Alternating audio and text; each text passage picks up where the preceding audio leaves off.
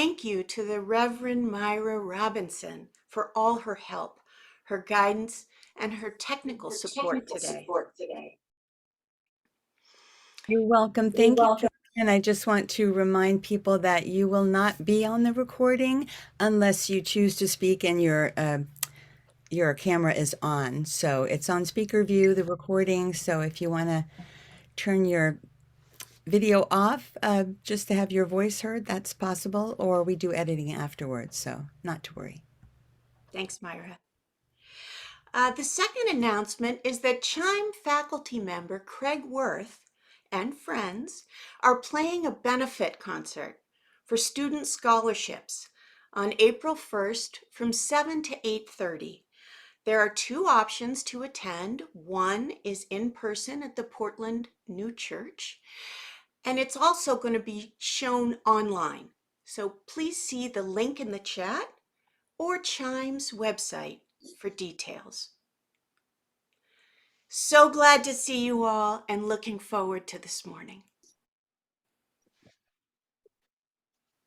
Thank you, Katherine, and welcome everyone for joining us. It's amazing to see all your faces. So I want to say, and we want to say, that you are all welcome here, showing up just as you are in this moment, in this space, where we're all linked, no matter our condition or our location. As Mary Oliver says in her book Upstream, I would say that there exists 1,000 unbreakable links between each of us and everything else, that our dignity and our changes are one, that the farthest star and the mud at our feet are a family, and there is not decency or sense in honoring one thing or a few things and then closing the list. So as a way of seeing our connection together, we'd like you to type your name if you in your location in the chat. And it's just interesting to notice where everyone is coming in from, and we thank you if you would do that. There are 3 co-leaders today, Katherine Pelletreau, Jeanette Rzak, and myself. My name is Dana Watt, and I'm a first-year Chime student, and I live in Booth Bay, Maine.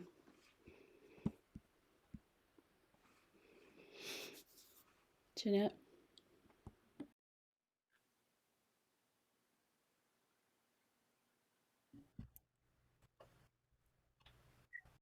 Thank you, Dana. Thank you, Myra. And thank you, Katherine. Thank you so much for this wonderful show.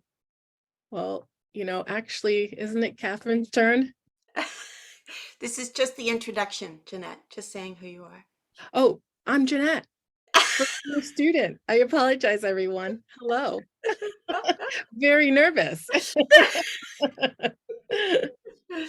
And I'm Katherine Pelletreau. I'm a second year, going on third year student at Chime, and I live in Cumberland, Maine.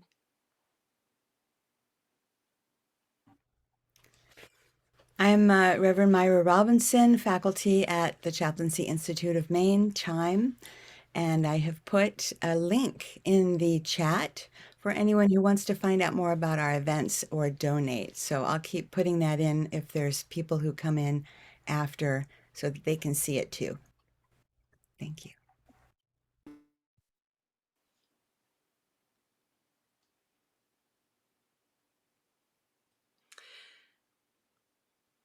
Today, we're inviting you on a journey from the cold, deep darkness of winter, through the muddy and mucky transition, to the joy and renewal of spring. It is our hope to leave you feeling optimistic, expectant about the brighter spring days to come.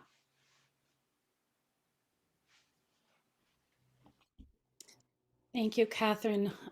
As Katherine, Jeanette, and I were preparing for this gathering of Ushering Spring, what came almost immediately to me was how bittersweet this time is for me, this letting go of winter and welcoming spring.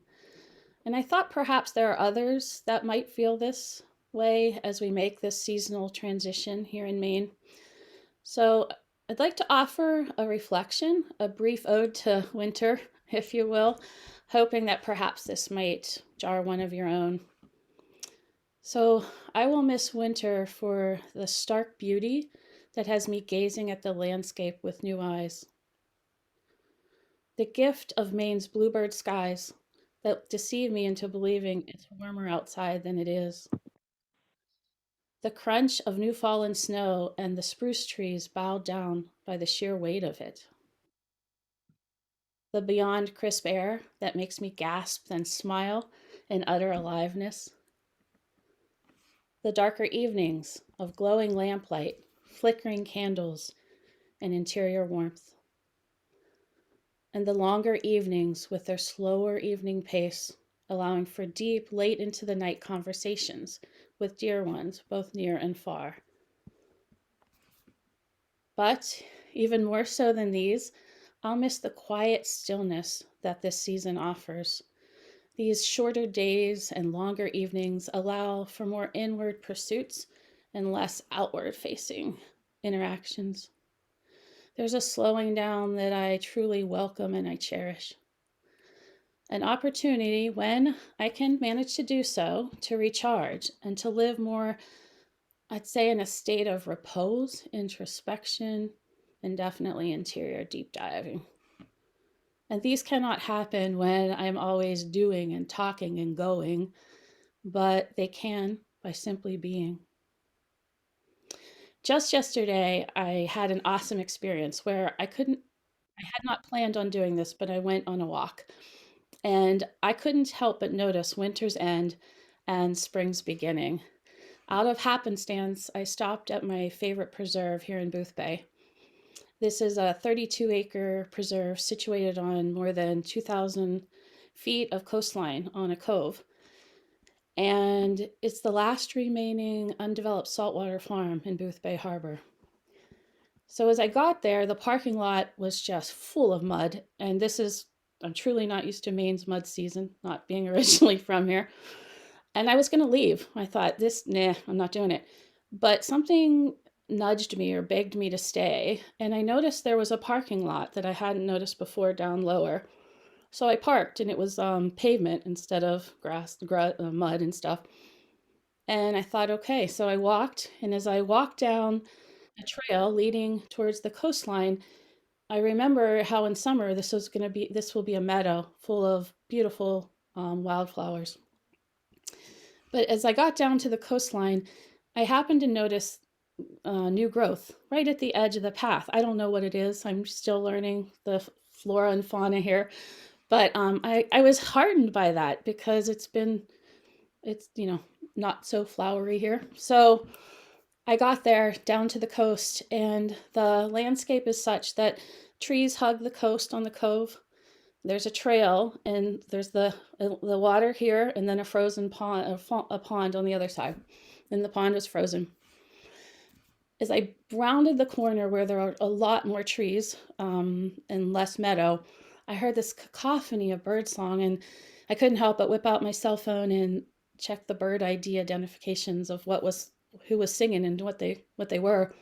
And I stopped at 10 birds that identified, and it just made my heart sing.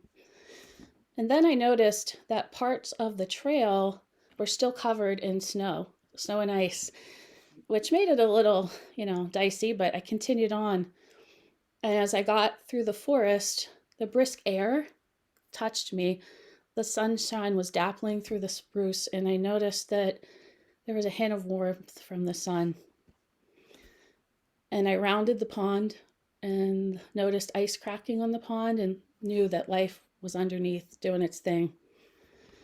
And in these moments, I found myself spontaneously saying goodbye to winter, offering my own thanks for the gifts. And it wasn't in challenges this past season offered, like losing power for several days. But I was joyful to see, hear, and smell the first glimpses of spring. And I wonder if I hadn't done this gathering, if we weren't involved in this contemplation, and I had not been spending so much attention on this, would I even have been offering that to the winter and to the spring? So as this winter season comes to its natural end, I thought we might take in and perhaps honor the current transition by engaging in a silent breath practice together.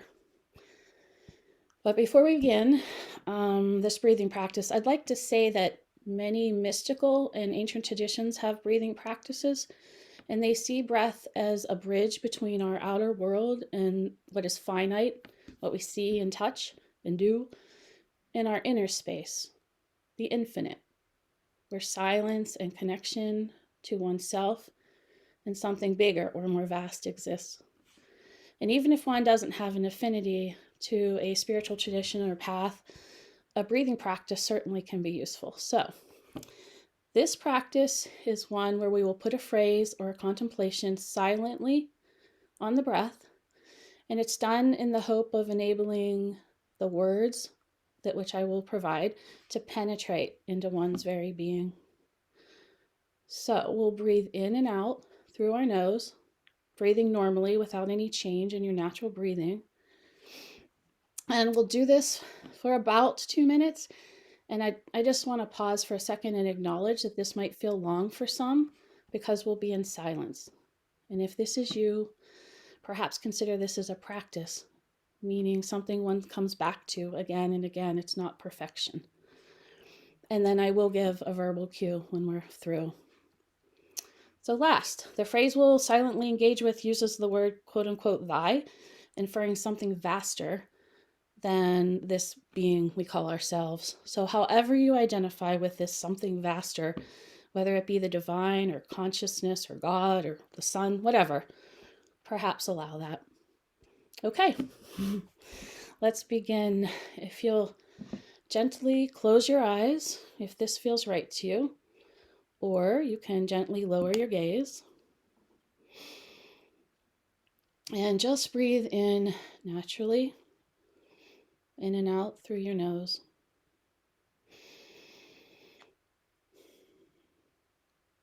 Now, as you breathe, think or say silently on the breath, on the inhale, let my heart melt in thy light.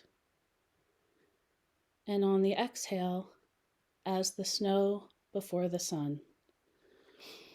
Again, on the inhale, let my heart melt in thy light. And silently on the exhale, as the snow before the sun. One more time and then I'll be quiet. Let my heart melt in thy light as the snow before the sun.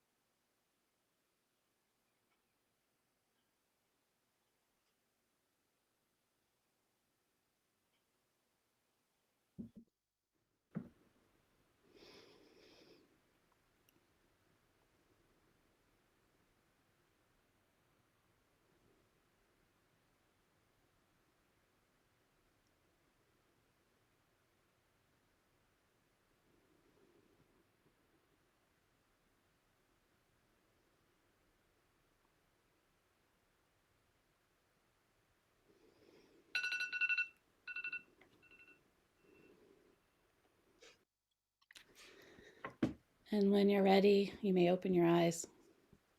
Thank you. And lastly, to transition to Katherine's reflection time, I'd like to offer a few words by John O'Donohue from his book, To Bless the Space Between Us. Within the grip of winter, It is almost impossible to imagine the spring. The gray parish landscape is shorn of color. Only bleakness meets the eye. Everything seems severe and edged. Winter is the oldest season. It has some quality of the absolute. Yet beneath the surface of winter, the miracle of spring is already in preparation. The cold is relenting, seeds are wakening up. Colors are beginning to imagine how they will return. Then, imperceptibly, somehow, one bud opens, and the symphony of renewal is no longer reversible. The beauty of nature insists on taking its time. Everything is prepared, and nothing is rushed. The rhythm of emergence is gradual, a slow beat, always inching its way forward. Change remains faithful to itself until the new unfolds in the full confidence of true arrival.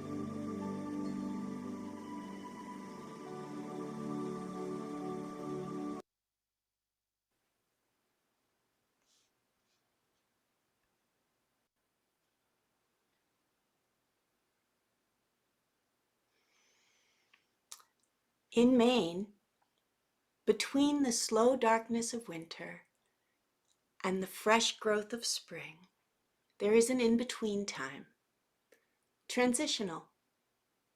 It covers the span between the awakening from cold and dark, snow and ice, to the thaw, the cracking of ice out, rushing water, and the special bird songs of early spring. It can be disconcerting, dangerous even, with thinning ice, swollen riverbanks, slippery mudslides. Many animals struggle over the winter, and some are weak and starving. Hibernation is ending. The bears are emerging ravenous. Libidos rise, and soon evenings will start to echo with the cacophony of the mating call of spring peepers. I am both discomfited and enlivened by the tumultuous energies of spring, in part because it seems to come earlier every year. And the earliness reminds me that we are experiencing global warming and all its attendant risks and chaos.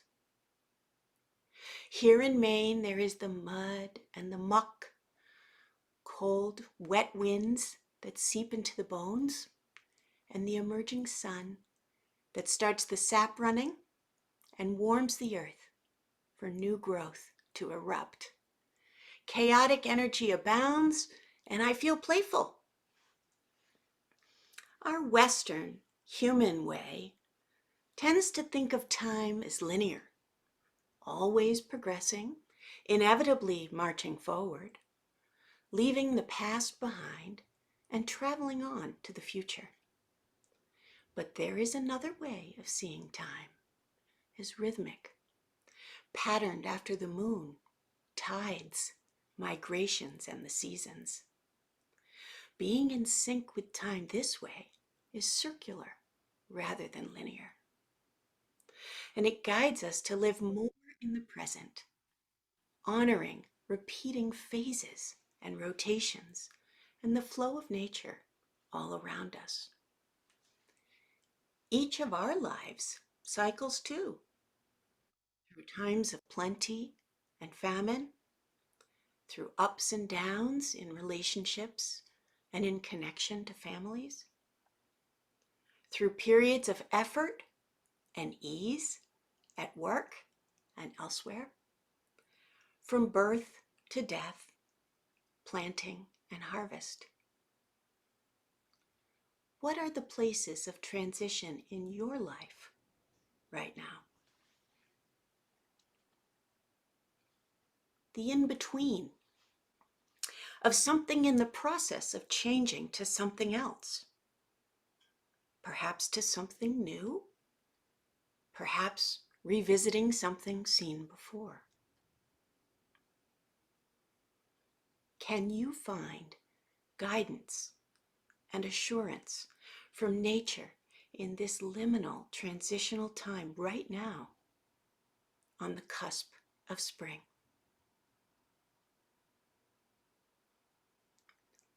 In honor of playfulness and the first day of spring, which is tomorrow, I've created an embodied poem that I'd like to share with you. I hope you will join me. We'll do it 3 times. You can watch the first time and then join in if you'd like to. Here we go. Crack goes the ice and the water flows. Crack goes the ice and the water flows. The rain coming down, the rain coming down, and the energy builds, and the energy builds. Growth, growth, and the sun shines, and the sun shines. Crack goes the ice and the water flows. Crack goes the ice and the water flows.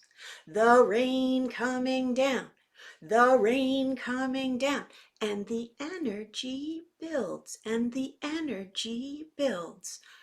Growth, growth, and the sun shines, and the sun shines.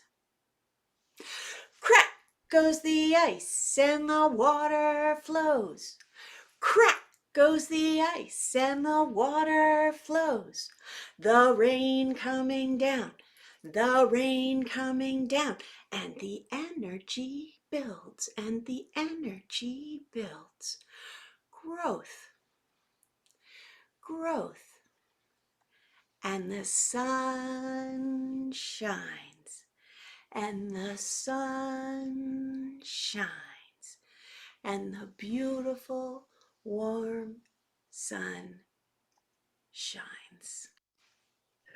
Thank you, Katherine, for that beautiful, wonderful show of movement of winter and spring. It was so stimulating. It's one way to put it. I enjoyed it very much. Hello, everyone. I'm Jeanette Rzak, and I will be talking about what spring means to me. Well, the calendar says that the spring equinox is March 20th at 11:33 a.m. And that means when the sun crosses the equator towards the relevant hemisphere, making day and night and motorcycles equal lengths. After that, the northern hemisphere starts to tilt towards the sun, which gives us more light and warmer weather. And folks, that begins tomorrow. So happy spring, everyone. But what does that mean spiritually? Well, it is the season of awakening. The earth is waking up from her hibernation, and she has balance and expansive growth, and she starts to produce endless amounts of beauty and freshness. It is a time for new beginnings and rebirths. It is the beginning of the end of the dark months, and we are moving into warmth and light. And the light has the power to make us feel alive with hope and inspiration. It can open your heart to the process of regeneration that comes from your own personal spirit that is rooted in nature. And during that time, we release the old and plant new seeds. For our new cycle, we soak in the energy of renewal and hear the call of our inner desires and dreams and follow the path forward to our own awakening. This is spring. But also, spring on a personal level for me is when I see my first robin. Even as a child, when I saw the first robin, I would immediately get excited and want to fill all the bird feeders with fresh new seeds so I could help nourish them flying back home towards the north from their long journey. Anticipating when I would be awakening at dawn or even before dawn with their songbird. Every morning, way before sunrise, you would hear that jungle of chatter. And it's when I start to see the first crocuses and the snowdrops emerging from the melting snow, and then the tulips and the daffodils. And then I start to see patches of grass grow brighter and bigger and wider and greener. It's when the buds on the trees start to appear, and like magic, leaves on the tree start emerging with each passing day. And then I see the bees and the butterflies and even some of my neighbors who hibernated all winter long come out to play. I have a change of energy. And when I'm more energetic and excited, and I brace every opportunity to go outside, to witness the beauty of nature. I get inspired and open all my windows to let the fresh air in. So the whole house is permeated with clean, fresh air. And then I get the urge to deep clean every corner of my house, getting rid of all the old stuff, all the stuff I don't need, encouraging my family to do the same. We drop it off at Goodwill and secondhand shops. And this is a yearly ritual for all of us. Sometimes, something my mom did when I was growing up, we would put the laundry outside to dry, and there our clothing and blankets and towels would get saturated with fresh air, and the smell was divine. It was so delightful that you would feel the clean, fresh air deep in your lungs and feel just so healthy. And as with most people, my wardrobe would change. I would wear lighter, brighter clothing. I would start eating meals outside, laying on the grass, and even enjoying the night sky. I would long to see the sunrise.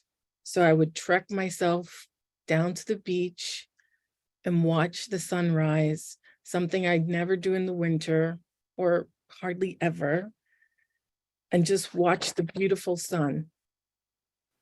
And we are blessed here in Maine because this is where the sun rises first on the East Coast. 1 minute. Spring to me is so much more than just a change of season. It has always uplifted me and my spirit. It is a change of attitude and a change of life. It is truly a rebirth. And I welcome it with open heart and an open mind to see what comes next. And I hope you will too. Now, to help these energies come in, I would like to do a short blessing.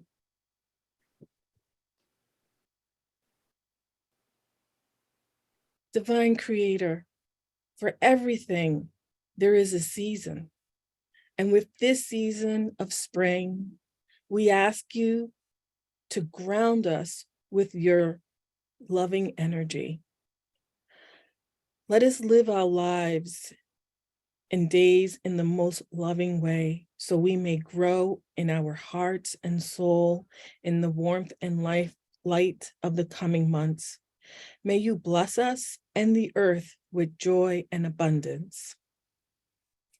This I pray. Amen.